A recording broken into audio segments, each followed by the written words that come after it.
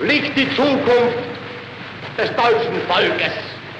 Wenn wir selbst dieses deutsche Volk emporführen durch eigene Arbeit, durch eigenen Fleiß, eigene Entschlossenheit, eigenen Trotz, eigene Beharrlichkeit, dann werden wir wieder emporsteigen, genau wie die Väter einst aus Deutschland nicht das Zelt erhielten, sondern selbst den Schaffen mussten.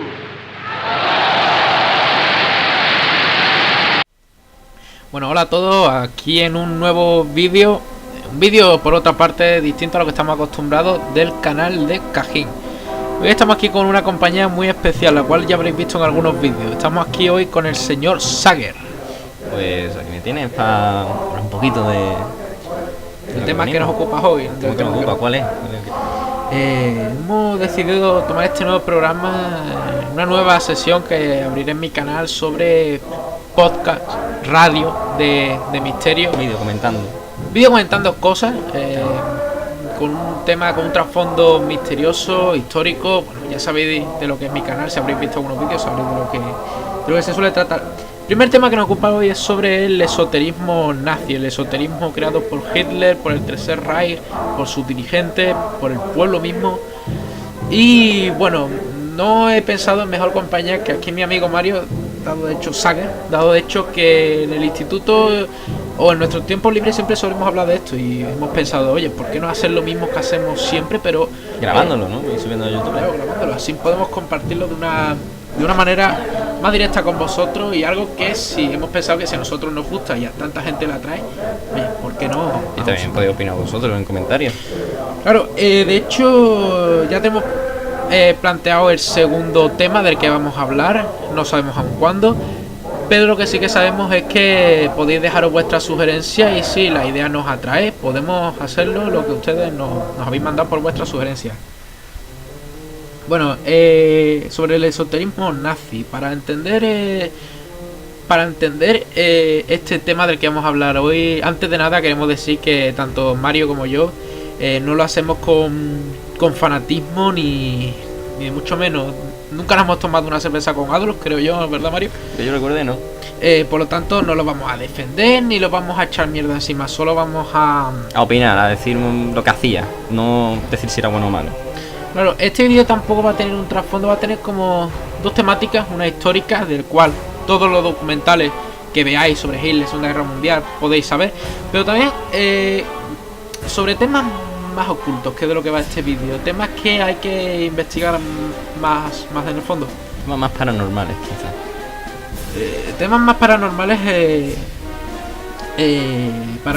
tanto de búsquedas, como que...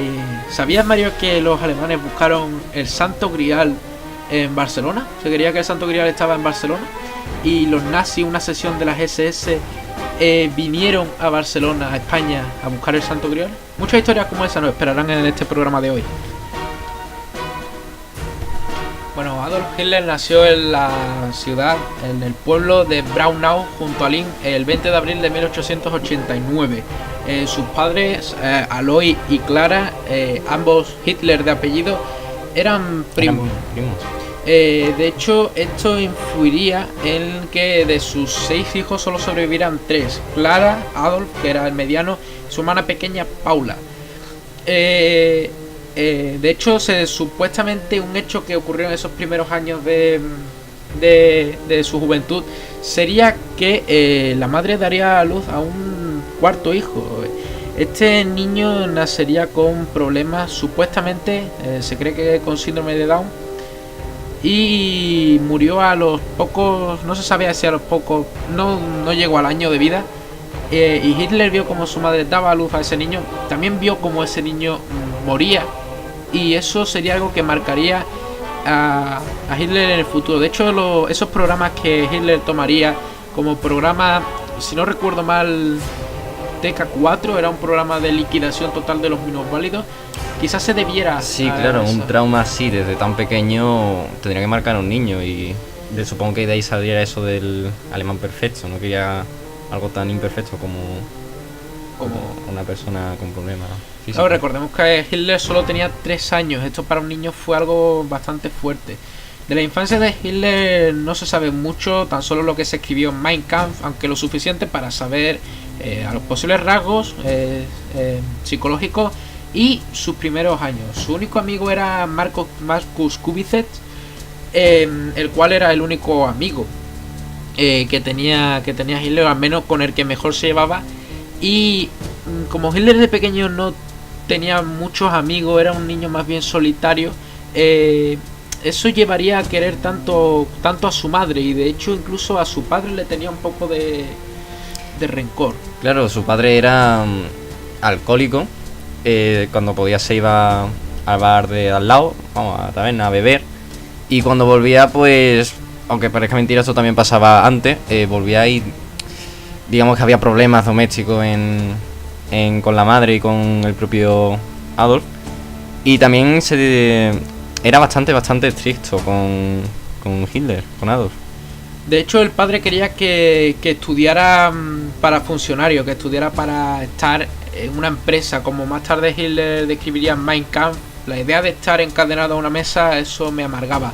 El joven Adolf quería ser artista, quería ser pintor, y el padre eso no se lo tomaba muy bien. De hecho, en su casa solían tener bastantes discusiones porque el padre quería que tuviera un futuro, dado de hecho que en aquella época, incluso en la de hoy en día, la vida de los artistas se considera una vida más bien bohemia, ¿no, Eso es lo único que no ha cambiado a lo largo del tiempo, que es muy mal visto lo de que una persona sea artista, pero a Hitler esto no le importaba, él seguía pintando y seguía adelante, y terminó yendo o intentando entrar en la Academia de Arte de Viena. Claro. Más tarde, en 1903, cuando su padre murió, Adolf se fue a Viena junto a su amigo Marcus Kubicek. Aquí estudió en la Academia de Bellas Artes. Bueno, de hecho, no estudió, echó la solicitud. Lo intentó, pero no salió la cosa muy bien. No salió la cosa muy bien porque el examen se dividía en dos partes. La primera parte trataba sobre que tenía que hacer una prueba de dibujar personas y la otra de dibujar paisajes. La parte de paisajes Hitler sobresalió, pero la de personas no tanto, no sabía dibujarla. Es algo que se puede notar bastante en la obra de Adolf. Si vosotros veis alguna obra, buscarlo en Google, la gran mayoría eran paisajes, eso era lo que mejor se le daba, pero las personas... Claro, de hecho fue recomendado para la Academia de Arquitectura, dado de hecho de que una persona con tanto talento para el dibujo y no se le daba bien dibujar personas, se le aconsejó que fuera a la Academia de Arquitectura de Múnich. No fue porque no tenía el bachillerato, de hecho Adolf salió muy pronto de la escuela. Otra cosa que marcó mucho a Hitler en estos primeros años fue la ópera. La ópera, realmente Hitler iba mucho a la ópera. De hecho se cuenta que en su estancia en Viena trabajaba en obras de albañil o de pintor, copiando postales y vendiéndolas. Que de hecho, una cosa curiosa es que muchos de los que le compraban sus cuadros eran judíos, que los judíos básicamente tenían un aprecio al arte en el sentido de que le compraban los cuadros. Claro, por la época el pobre necesitaba dinero, y qué ironía que justo los que le ayudaban a vivir pues tuvieron que sufrir aquello. De hecho, no quiero adelantarme a los hechos, ya esto lo veremos después de lo que fue la guerra para Hitler, pero en estos años, de hecho, se cree que hasta la Primera Guerra Mundial, Hitler no le tenía resentimiento a los judíos, al revés, él le vendía sus cuadros, él tenía amigos judíos en su tiempo en Viena, fue después de la Primera Guerra Mundial, pero no nos anticipemos a los hechos. Lo que iba contando sobre la ópera, el poco dinero que ganaba Hitler básicamente lo usaba para el alquiler de una habitación compartida, para comer y para ir a la ópera junto a su amigo. Allí en esos años de ópera conoció a su compositor y uno de sus personajes históricos favoritos junto a Federico II el Grande, el rey de Prusia. Conocería a Richard Wagner. Si veis algunos libros de Wagner como Parsifal o Lohengrin, veréis que encaja con la estética de Hitler. Wagner en su obra cuenta historias de un elegido. Historia de un elegido, como podría ser Rienzi, su ópera favorita en la juventud, en la cual un joven, después de que su patria fuera traicionada, el joven Rienzi saldría de la muchedumbre y guiaría a su pueblo hacia la victoria final. esto tenía que ser un catalizador para Hitler a la hora de liderar, ¿no? Claro, de hecho, si vemos lo que decía Hitler, él mismo hablaba de que él era el elegido, y casualidad que su compositor favorito tratara obras de un elegido, o sea que él se creía que de verdad estaba dentro de la ópera, dentro de las óperas que tanto le gustaba. Se cuenta una anécdota de Hitler cuando estaba en Braunau, todavía no había llegado a Viena, en la cual esto fue una de las cosas. Aquí empezamos con el esoterismo nazi. Cuenta su amigo Markus Kubica, que escribió un libro más tarde, buscarlo, está muy bien. El que decía que fueron a escuchar a Wagner. Esa fue la primera vez que Hitler fue al teatro en su vida. En esa obra escuchó a Rienzi, la obra de la cual hemos hablado, y cuenta que la ópera acabó bastante tarde. Cuando Hitler y su amigo, tendrían una edad de 15-16 años, salieron de la ópera, andaron durante casi toda la noche por el pueblo, subieron a la montaña más alta del pueblo, y ahí Hitler, mirando hacia el cielo, hacia las estrellas, relató a su amigo con una voz que, según cuenta, no era su voz, era una voz como salida de lo más dentro del propio Hitler. Le dijo: algún día yo seré como el joven Rienzi, algún día yo salvaré a la patria alemana. Obviamente, después de haber escuchado todos estos testimonios, podemos saber que de verdad Hitler se creía un elegido. Mientras que estaba en Viena, Hitler recibió una llamada de su hogar, de Braunau. Era su madre, que tenía cáncer de mama. Esto fue en la Navidad de 1913. La madre estaba muriendo, básicamente. Le llamaron su hermana Clara para decirle que fuera corriendo a Braunau, que se iban a despedir de la madre. Hitler fue el 23 de abril, según se nos relatan. Hitler fue el 23 de diciembre, perdón. Y según dicen, cogió a su madre de la mano y pasó sus últimos minutos de vida junto a ella. Esto sería algo muy traumático para Hitler, dado de hecho que obviamente perderá a una madre. Era su única compañía junto a su amigo. Perder a su madre fue algo, y es lo que ha dicho Mario, es que era su única ayuda en el mundo.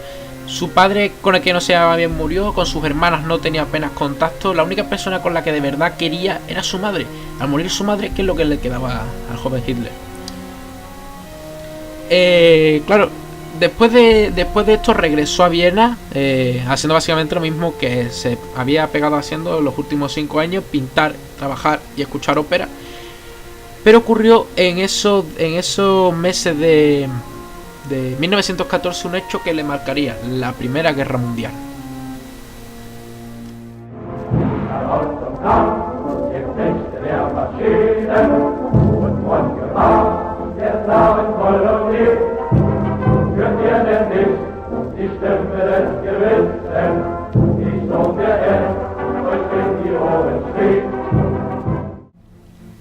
Baviera estaba en Odelplatz de Múnich cuando se anunció la guerra. El alcalde dio la noticia de la guerra a sus conciudadanos en la Odelplatz de Múnich. Aquí básicamente, si veis fotos, si buscáis fotos, se verá la primera foto que se hizo de Hitler, bastante contento por el inicio de la guerra, ¿no? De hecho, en aquella época, para un hombre como Hitler, tan patriota, ir a la guerra se consideraba un verdadero honor. Hitler fue corriendo a la oficina de reclutamiento para alistarse en el ejército alemán. Aquí pasó algo bastante curioso. Aquí hubo un lío burocrático, papeleo, el cual retrasó la llegada de Hitler al frente. Resulta que en los años en el que él vivió en Viena, huyó del servicio militar austríaco, dado de hecho que como él no se sentía austríaco, él se sentía alemán. No quería combatir por Austria, sino que quería combatir por Alemania. Así que lo que hizo fue enviarle una carta al rey de Baviera, Ludwig, diciéndole que lo que quería hacer era entrar en el ejército alemán, explicándole que él era austriaco, vivió en la frontera con Alemania y que él se sentía alemán y que a él le gustaría luchar, y en el caso de morir, por Alemania, no por Austria. El adiestramiento de Hitler duró bastante poco, duró solo 2 semanas, el tiempo necesario para ponerse un uniforme, enseñarle cómo iba el fusil y mandarlo al frente. Hitler llegó al frente a Bélgica, llegó en 1914 en octubre. Nada más llegar le ocurrió el primer ataque, el cual fue algo bueno para él. Su compañía constaba de 3.600 hombres. Después del ataque solo 600 sobrevivieron, entre ellos Hitler. por el valor que Hitler tuvo en esa batalla, algo que no es por defenderlo, pero que no suelen comentarse demasiado en los libros, Mario, es que se habla mucho de la cobardía de Hitler, pero otros relatos cuentan que Hitler no era tan cobarde como se dice. De hecho, ganó 2 cruces de hierro que son la cruz, como decirlo, la cruz al valor, la medalla al honor. Bueno, supongo que aquello de que era muy cobarde se debería a que huyó de la guerra en Austria. Puede deberse a eso, pero lo que pasó en ese ataque fue que Hitler salió ileso y no mostró tener miedo en ningún momento, mientras que los otros agachaban la cabeza, tenían miedo, se quedaban estáticos. Él parecía no tenerle miedo a la muerte, como dijo después más tarde en Mein Kampf. Según él, la muerte era un proceso que tarde o temprano llegaría, o bien naturalmente, o bien por culpa de una guerra, de una enfermedad, de algo. Por esa visión, Hitler no le tenía nada de miedo a la muerte. Fue metido en el 16º Regimiento de Infantería Bávaro. Hitler estaba como correo militar. Su misión básicamente era: el oficial le daba mensajes a Hitler y Hitler tenía que ir corriendo de trinchera en trinchera entregando los mensajes. Era una misión muy peligrosa. De hecho, que si habéis visto películas o documentales sobre la Primera Guerra Mundial, estaban separados por trincheras. La misión de Hitler era saltar de su trinchera, ir corriendo a la otra trinchera y entregar un mensaje. Obviamente, en ese tramo de trinchera a trinchera, tanto buses como balas silbaban a su alrededor. Era una misión muy peligrosa, por la cual fue condecorado por segunda vez con la Cruz de Hierro. Hitler permaneció en el frente durante los 4 años de guerra y fue herido 2 veces. La primera fue herido en una pierna. Y aquí también pasaría otra de las cosas de las que se habla, de la suerte de Hitler, porque Hitler sufrió muchos atentados, muchos accidentes, como en el que sufrió en la guerra, que no fue un atentado, fue un accidente. Aquí pasó algo realmente curioso. Se cuenta que Hitler estaba metido en su trinchera con sus otros compañeros. Estaban hablando, bueno, Hitler estaba en verdad dibujando, y él cuenta, esto no lo escribió en su libro, esto lo contaba a las visitas cuando iban al Berghof. Él contaba que en ese momento que él estaba tranquilo dibujando, era una noche, una voz interior le dijo: sal de ahí, muévete y vuelve a sentarte. Hitler, sin pensarlo 2 veces, se levantó, se movió unos 200 metros y se volvió a sentar. Prosiguió con su dibujo. Unos segundos después, un obús explotó justo en el sitio donde él estaba. Esto es algo realmente asombroso, ¿no? Que una persona esté sentada, escuche una voz, muévete, se mueva, y segundos después una explosión acabe con la vida de todos los que estaban en esa zona.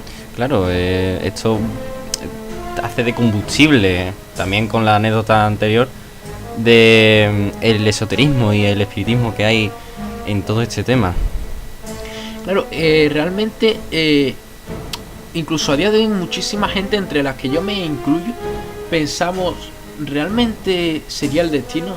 Sentí una persona que para tanta gente era un asesino, le deseaban la muerte, querían que Dios, por así decirlo, el diablo, se lo llevara. ¿Cómo fue que tuviera tanta suerte? Hitler, a lo largo de su vida, antes de convertirse en canciller, tuvo muchísimos accidentes, el cual le podrían haber costado tranquilamente la muerte. Después de Hitler, después de ser canciller, sufrió 45 atentados. 45 atentados, entre los que se incluyen el atentado con bomba, del que hablaremos más tarde. Incluso se cuenta que una vez, ya nos estamos adelantando,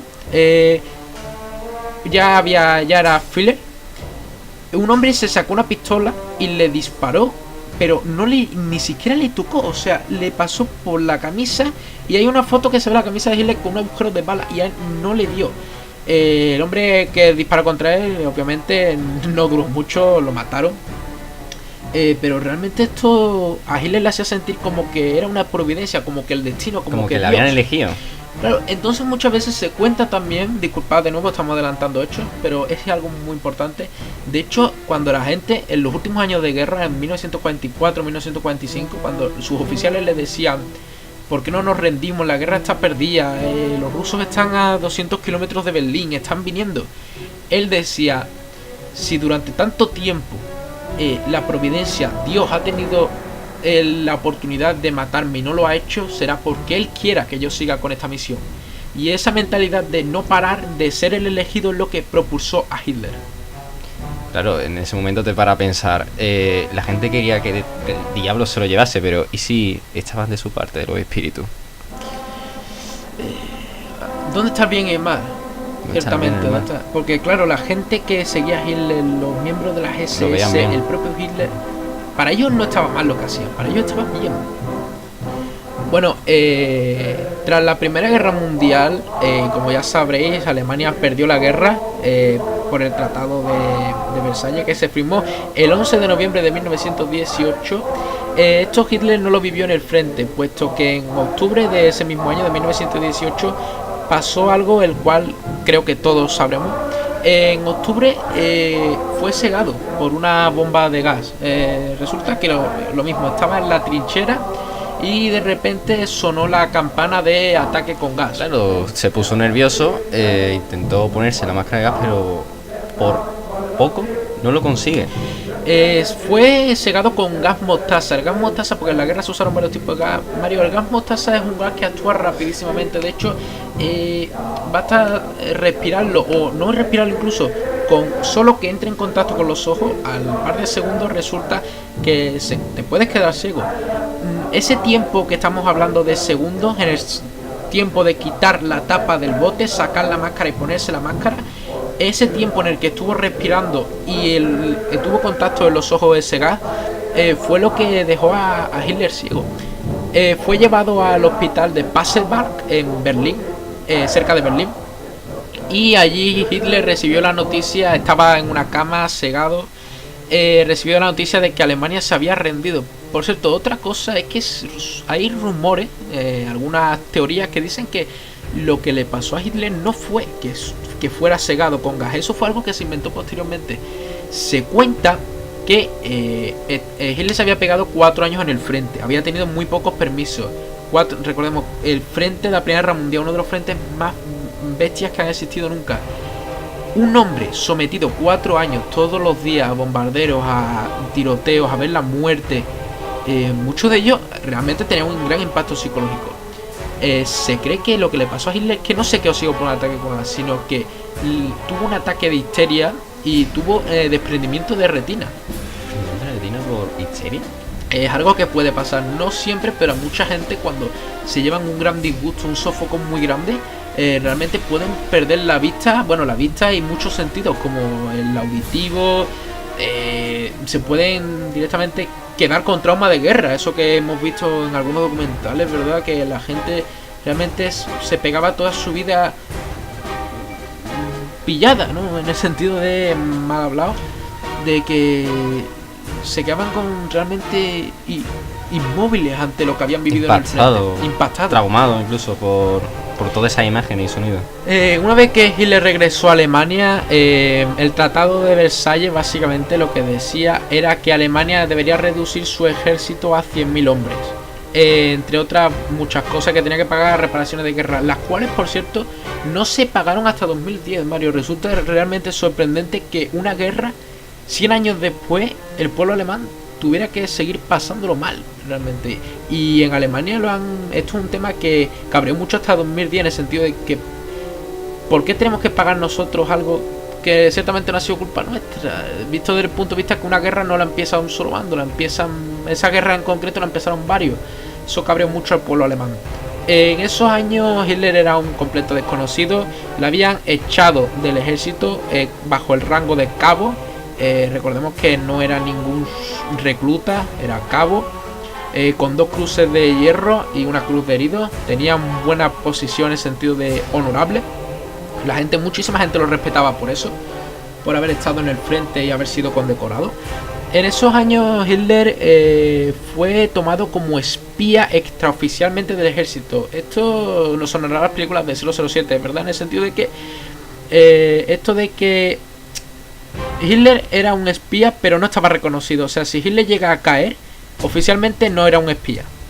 Esto realmente va a sorprender a muchos, que Hitler fuera un espía, pero sí lo era. Resulta que en esos años, tras haber perdido la guerra, el imperio alemán se vino abajo y llegó la República de Weimar. En estos años empezaron muchísimos partidos nuevos. Recordemos que el comunismo había empezado en Rusia un año antes y el pueblo estaba brutalmente dividido, la izquierda y la derecha estaban muy divididos y había multitud de partidos. Hitler fue enviado para espiar al DAP, el Deutsches Arbeiterpartei, que era el partido obrero alemán. Hitler fue a espiar a ese grupo y le contó a sus superiores de que el grupo no le parecía malo, al revés, estaba de acuerdo con algunas de sus ideas. Una vez que fue expulsado del ejército, Hitler se hizo miembro del DAP, el Partido Obrero Alemán. En esos años también Hitler se hizo miembro de otro grupo, la Sociedad Thule. Esta sociedad era una sociedad en la cual se reunían para contar leyendas germanas. Claro, esto era todavía más combustible para ese fervor, esa hoguera de espiritismo que tenía Hitler todavía ahí. Claro, de hecho, muchos de los miembros del partido nazi más adelante saldrían de la sociedad Thule. Rudolf Hess, su lugarteniente, realmente era también Rudolf Hess tuvo la sociedad Thule. La sociedad Thule básicamente Hitler aprendió lo que sería el esoterismo nazi tras lo vivido anteriormente que hemos contado. Y la sociedad Thule lo que le enseñó, de hecho, la esvástica, ese famoso signo del que tanto hemos oído hablar, fue tomado de la sociedad Thule. De hecho, varias cosas de los nazis fueron cogidos de la sociedad Thule. Entre otras cosas, las leyendas nórdicas, las leyendas germanas y la esvástica fueron cogidas de la sociedad Thule. La esvástica durante muchos años había sido un signo distinto, se había usado en la Grecia. De hecho, se le dice cruz gamada porque se puede hacer con 4 letras gamma. La letra gamma es como una A sin el palo que está entre medio. Es una letra gamma y si cogemos 4 letras gamma podemos formar una esvástica. Por eso se le llama cruz gamada. También había estado en la India. Y curiosamente, Mario, esto es algo que me llama mucho la atención. Los nazis realmente creían que la raza aria no venía de Europa. Ellos decían que la raza aria venía del Tíbet. Mucha gente cree que los nazis odiaban a las razas, todo lo que no era blanco. Mucha gente dice que todo lo que no era blanco para los nazis era malo. De hecho no, de hecho se cuenta que los nazis respetaban muchísimo a las razas del sureste asiático, como podía ser por ejemplo la India. De hecho que ellos decían que la raza germana provenía de que a principios caída del Imperio Romano, principios de la Edad Media, muchos tibetanos se habían dirigido hacia el oeste, hacia Europa. Se habían mezclado con la raza aria y se habrían mezclado con la raza nórdica. Esto daría lugar a la raza aria. Y da casualidad que el símbolo elegido por los nazis fue un símbolo indio. Se usaba en la India la esvástica. En estos años Hitler seguía en el partido obrero alemán y él no intervenía. Él básicamente escuchaba los discursos, entre otros, de Anton Drexler, que era el presidente del DAP. Hasta que un día se estaba comentando en el partido la posibilidad de que Baviera, que es un estado, una provincia alemana, se separara del resto de Alemania, dado de hecho de que Alemania siempre quería decir que en Alemania predominaba la izquierda, mientras que en Baviera lo que predominaba era la derecha. Entonces se estaba debatiendo en ese meeting del DAP de por qué Baviera, al ser de derecha, debería de independizarse de Alemania, que era de izquierda. En ese momento fue donde Hitler empezaría su andadura política.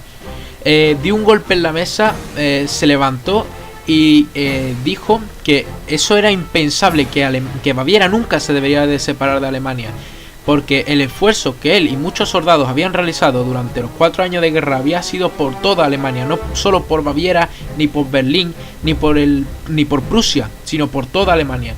Y que independizar Baviera de Alemania sería un ultraje, una falta de respeto a todos los millones de muertos que habían dado la vida por Alemania entera. En este discurso Hitler mostraría su carisma, esos movimientos, esa voz, y encantó a Anton Drexler. Más tarde Drexler le ofrecería un segundo puesto en el partido, es decir, como orador. Drexler sabía perfectamente que la voz y sobre todo el carisma de Hitler haría triunfar al partido, dado de hecho de que muy poca gente poseía esa capacidad. Así fue como Drexler le dio un importante papel en el partido a Hitler. Hitler empezó a dar discursos en pequeñas cervecerías. De hecho, la cervecería en la que se encontraba el DAP era la Burger Brauheller. En esa cervecería Hitler empezaría a dar sus primeros discursos. Poco a poco, pero sin parar, la gente iba viniendo. Cada meeting que daba Hitler más, la voz se iba corriendo por toda Baviera de que un hombre estaba revolucionando la política. El DAP finalizó por una discusión que tuvieron Hitler y Drexler. Por lo que se ve, Drexler vio que Hitler tenía demasiado papel en el partido y que le había quitado como su protagonismo, el protagonismo de Drexler. Así que tras una discusión, Hitler amenazó que si no se le dejaba el puesto de Führer, de ahí viene Führer, del partido líder en alemán, Hitler exigió que si no se le daba el puesto de Führer en el partido, es decir, de jefe total del partido, Hitler abandonaría. Claro, tanto Drexler como el resto de miembros del partido se dieron cuenta de que lo que había hecho triunfar al partido era Hitler. Si Hitler se iba, ese partido volvería a caer en el olvido. Así que el resto de gente del partido echó a Drexler y aceptaron a Hitler como Führer del partido. Después Hitler cambiaría ya el nombre de DAP a NSDAP, Nationalsozialisten Deutsches Arbeiterpartei, el partido nacional socialista obrero alemán. Hitler básicamente eligió el nombre, aunque parezca una tontería, el nombre también tiene su simbolismo. Recordemos, todo lo nazi tiene su simbolismo, ¿verdad, Mario? Claro. En el sentido de que el mismo nombre, nacional, era algo de que muchos partidos, como el Partido Comunista, apelaba más o menos a la separación del país, cambios de estado. Nacional lo que simbolizaba era Alemania entera. O sea, poner nacional simbolizaba Alemania. Claro, era la ideología de Hitler en aquel momento, ¿no? De unirlo todo, ser uno. Hitler básicamente se puede resumir su partido en un país, un pueblo, una bandera y un himno. Ese era su lema. No quería distinciones entre ricos y pobres, aunque esto suene comunista graciosamente. Hitler no quería ni separación entre ricos ni pobres, ni entre hombres ni mujeres. Él lo quería todo unido en un mismo pueblo, en plan, en manos de mismo pueblo. Socialista, en el sentido de lo que he dicho, que no apoyaba ni a los ricos ni a los pobres, más bien al obrero. Obrero alemán. Básicamente la política de Hitler, aunque esto parezca sorprendente, se asemejaba mucho a la política comunista, en el sentido de, a ver, lo explico bien porque esto puede crear algunas ampollas. Había partidos en los que solo se apoyaban a los ricos o a los pobres. No había ningún partido hasta entonces en el que lo que buscara era la igualdad, en el sentido de que un obrero podría ofrecerle la vida digna a su familia, pero sin fastidiar a los ricos. Y esto era lo que proponía Hitler. Esto era lo que proponía Hitler, claro. Después de haberle cambiado el nombre al partido, Hitler básicamente cambió el partido completamente. Antes el partido tenía bandera, que él mismo creó la bandera de las esvásticas. Empezó a vestirse ya de uniforme, y todos sus miembros, en el sentido de que en el DAP la gente iba en traje o de calle. Aquí ya Hitler empezaría a modelar su estética. Claro, que empezó ya a ponerse la cosa más en serio, a poner más oficial del partido. Esto se hizo principalmente para dar a conocer lo que sería conocido como la marca Hitler.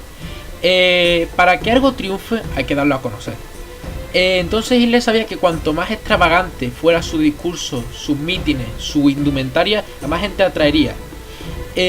Por esto mismo el partido básicamente sufrió un cambio brutal, en el sentido de 10 hombres en una cervecería escuchando hablar a otro que en verdad ni le escuchaban. A cuestión de un año, estamos hablando, sería el año 1922, sí, en 1922 sucedió todo esto de lo que estamos hablando ahora. Entonces estamos viendo cómo este hombre realmente revolucionó el partido. Pasaron de 10 hombres, de 7 miembros, pasaron a ser 2.000, 3.000, 4.000, 5.000, 6.000. Todo hecho en cuestión de un año. Era el carisma que tenía, lo que atraía a la gente. Y su idea de unificarlo todo y que no hubiese clase. Claro, y otra cosa es que básicamente esto es algo preocupante realmente. Lo que pasaba en Alemania no se diferencia mucho de lo que pasa hoy.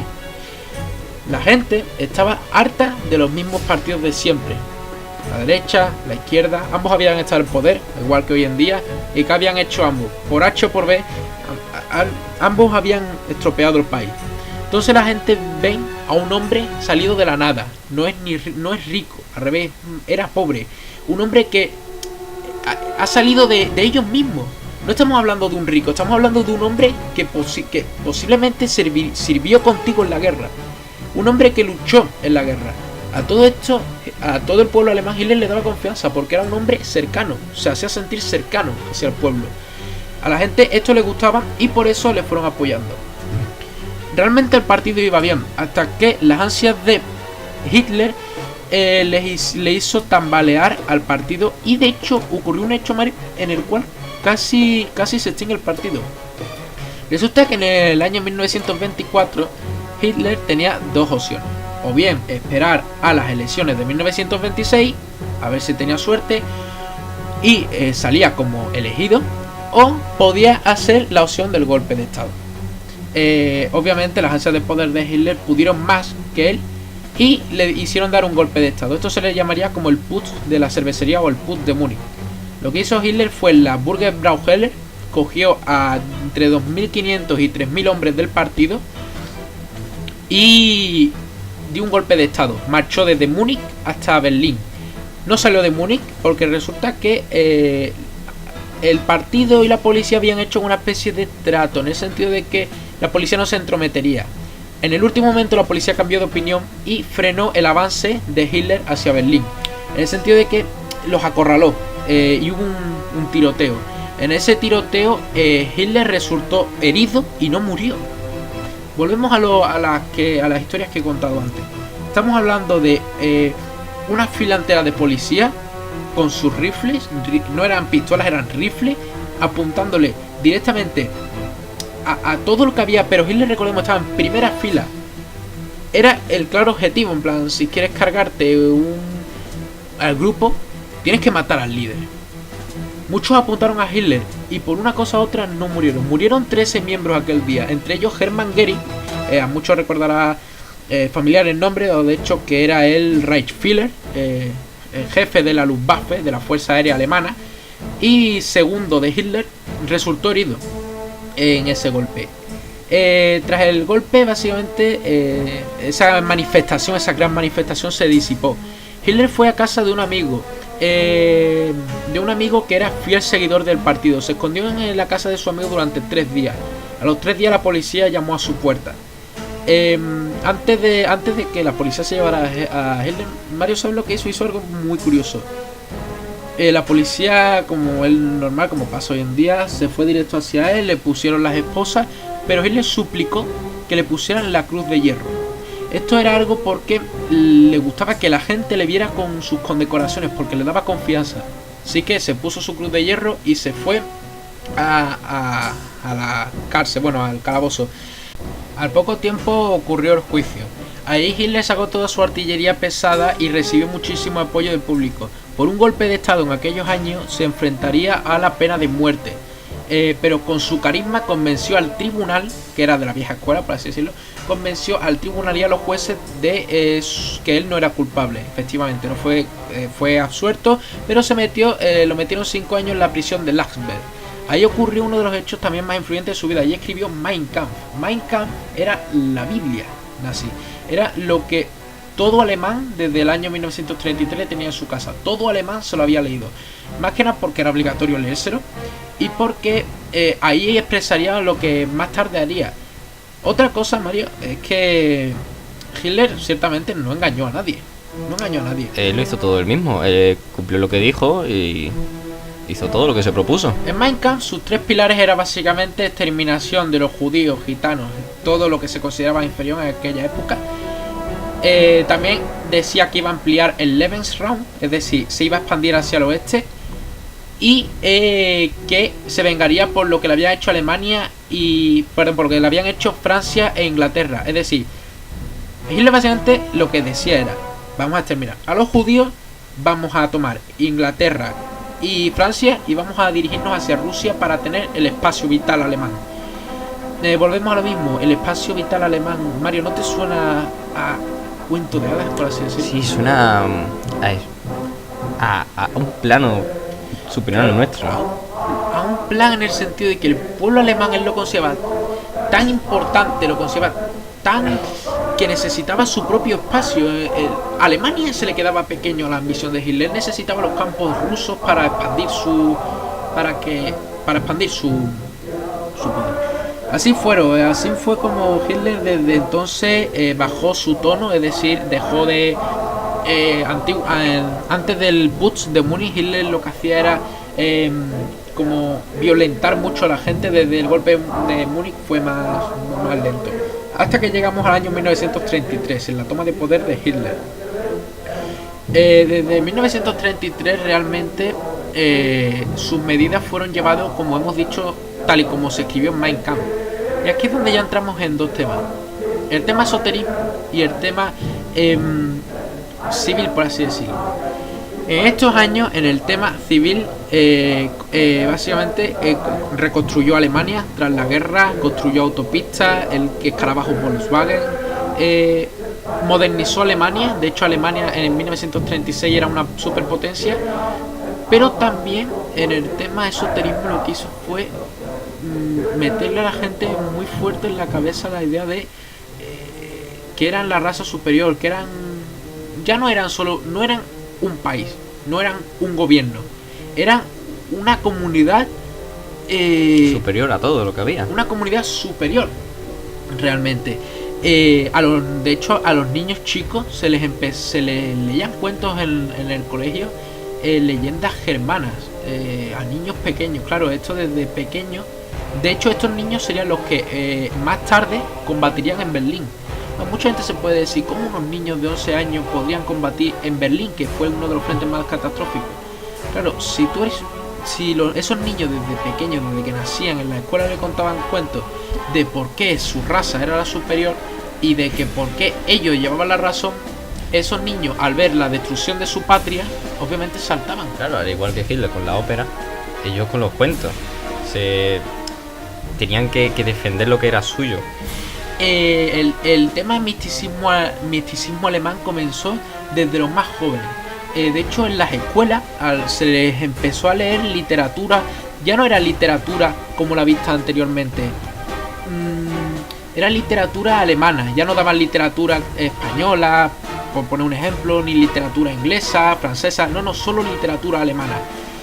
En esos años, 1938, transcurrió un hecho realmente místico que los que lo vivieron realmente relataron lo que habían sentido, y a día de hoy nos han llegado testimonios. Uno de ellos se llama la noche de los cristales rotos. Esa noche fue una noche en la cual los alemanes se lanzaron totalmente contra los judíos.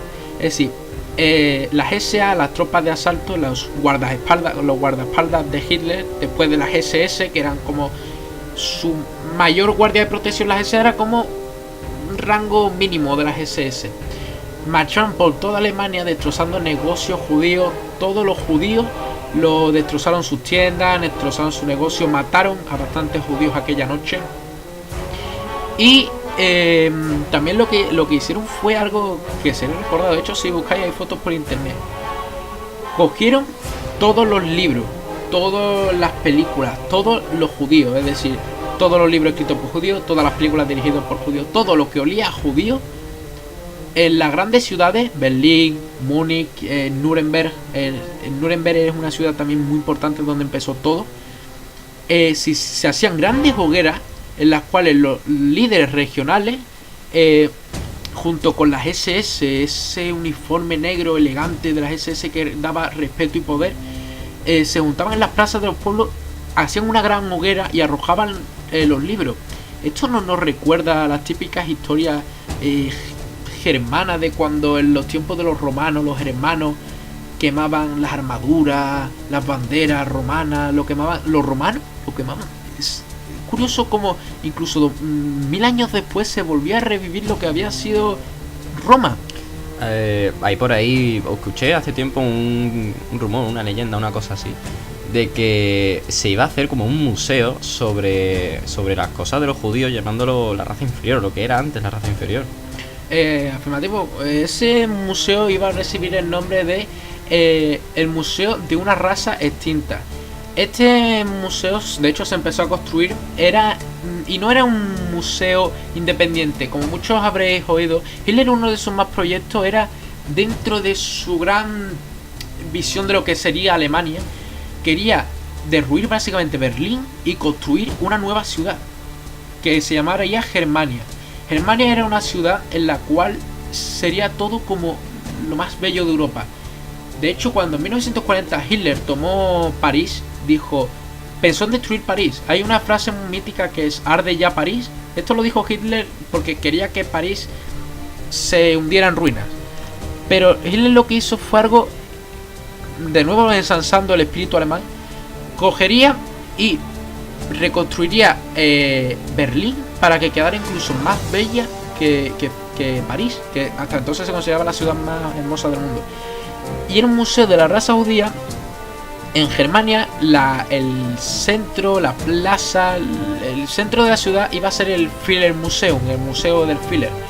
Dado de hecho que como Hitler en su adolescencia quería ser artista, apreciaba mucho el arte.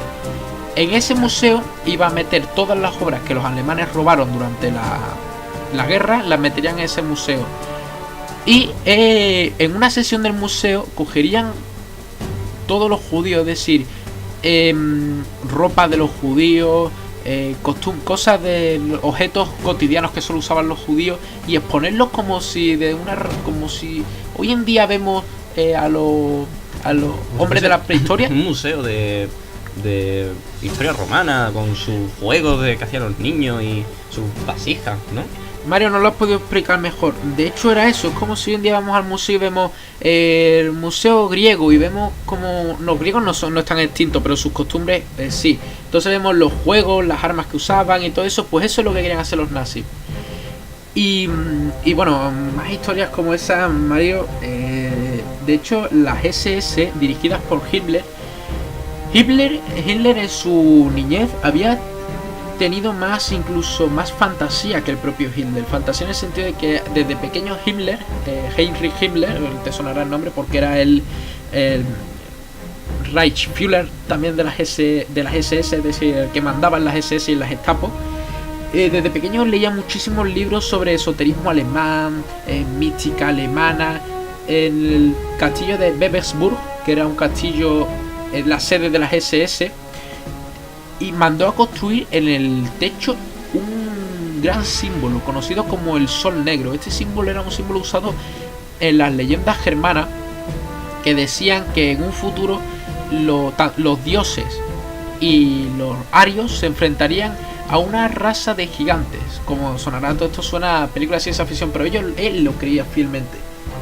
Hitler en su grupo de las SS, de hecho, todo lo de las SS no se llamaban nada, ni nada era así porque sí.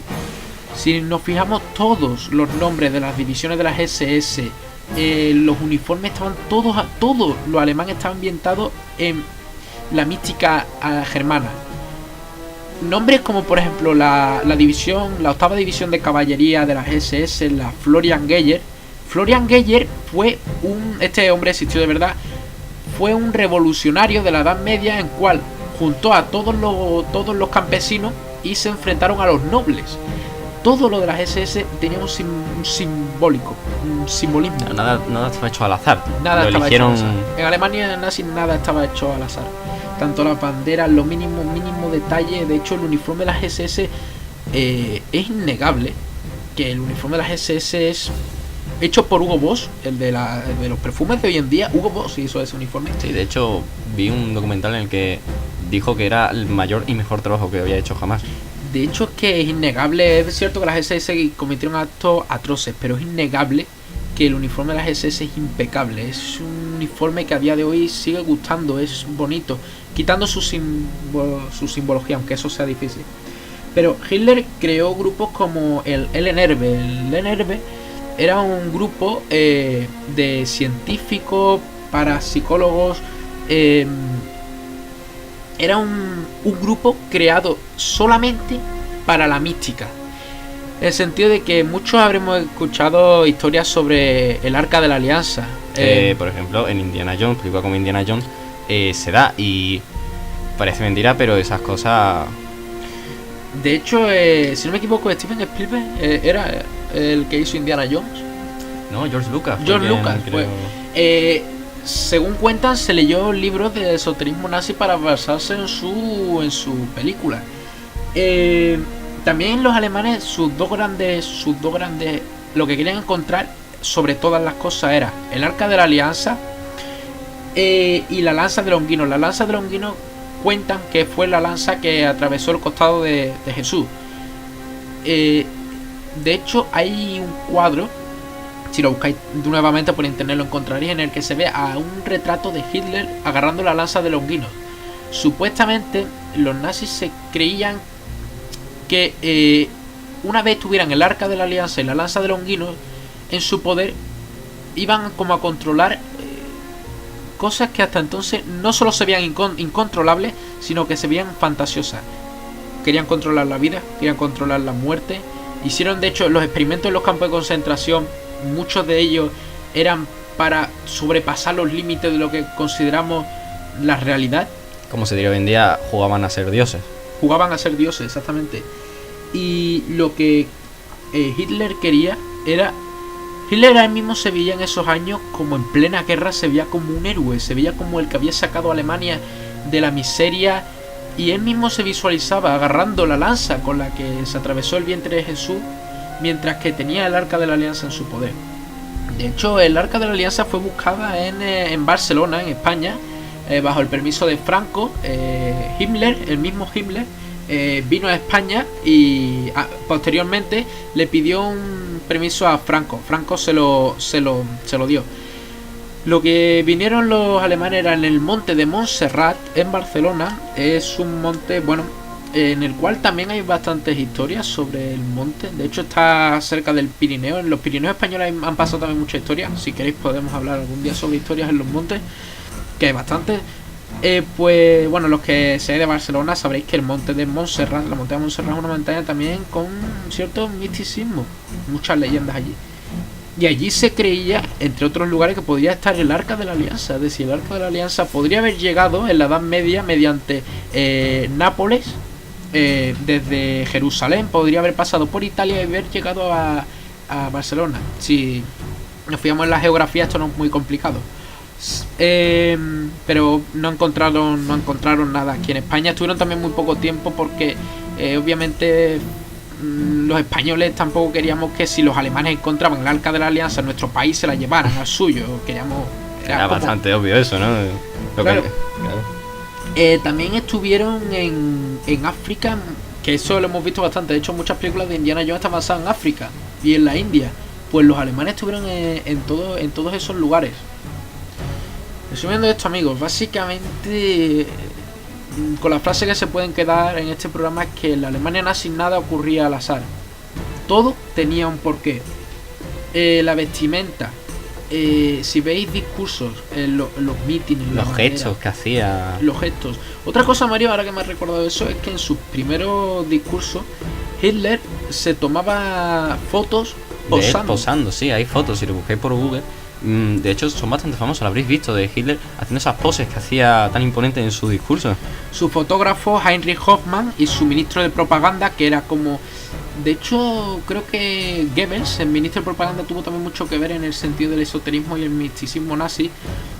Pues si os fijáis, Hitler tiene muchas fotos posando por su fotógrafo Heinrich Hoffmann. Las mandó a quemar esas fotos, las mandó a destruir porque no les gustaban.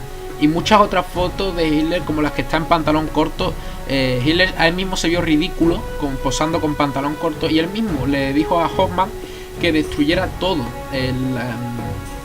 las fotos, pero Hoffmann no la destruyó, y gracias a eso hoy en día, si os metéis en Google, podemos verla. Eso es algo en lo que su tiempo, la gente se reía mucho de él. En los años 30, los otros partidos comunistas y otros partidos se reían de Hitler por lo que hacía, por practicar sus poses. Pero es algo que hasta nuestros días llega. Claro, es importante tener en cuenta los fallos que se tiene a la hora de hacer eso. Y sobre todo Hitler, que, como hemos dicho antes, por su discurso y por su ímpetu al hacerlo, ganaba tanto público y tanta gente. De hecho, en muchas clases de marketing se enseña muchas de las cosas de las que hicieron los nazis. Los nazis en cierta medida son un ejemplo. Sí, innovaron en bastantes cosas. Eran expertos en la propaganda. Otra cosa también a destacar de los nazis eran realmente ¿cómo decirlo? Es que hoy en día lo podemos ver realmente asombroso, ¿no? Que tanta gente se afinara en contra de las razas inferiores, que tanta gente...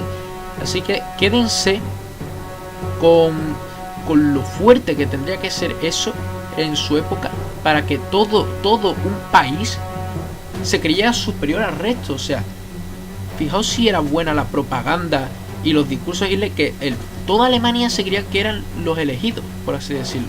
Claro, inculcar historias germanas, como hemos dicho antes, y educar a toda una nación, todo un pueblo a esas cosas, pues claro.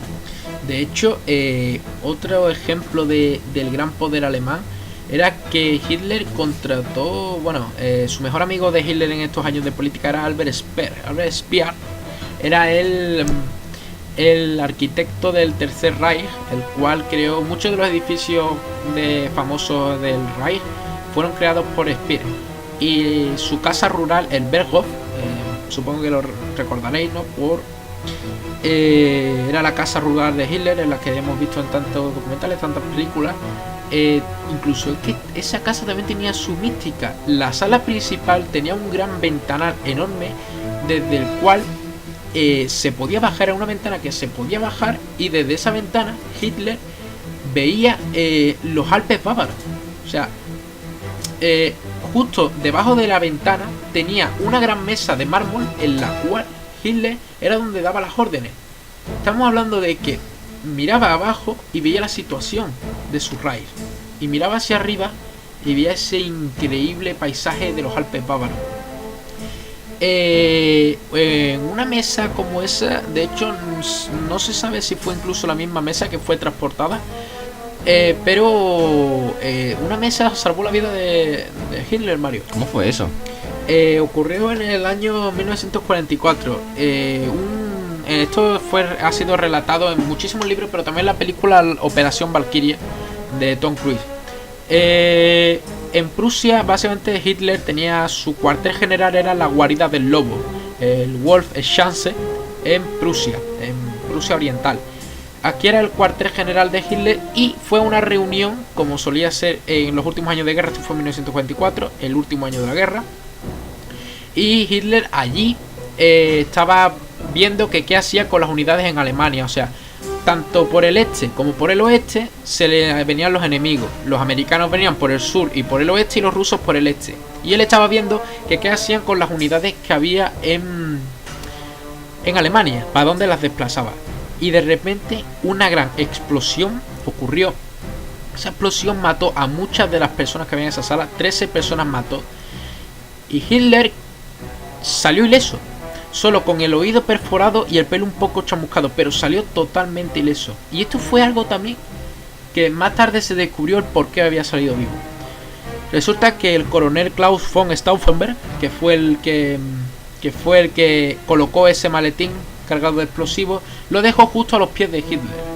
Uno de sus oficiales, mientras que estaba andando alrededor de la mesa, volcó el maletín, lo cogió y lo puso en el otro extremo de la mesa. Es decir, que si ese oficial no hubiera tropezado con el maletín, ese maletín hubiera estallado las bombas de Hitler. Al recomponer el maletín, lo colocó de tal manera que se cree que toda la carga explosiva desplazó su fuerza hacia el lado contrario de Hitler, o sea, hacia el frente de Hitler.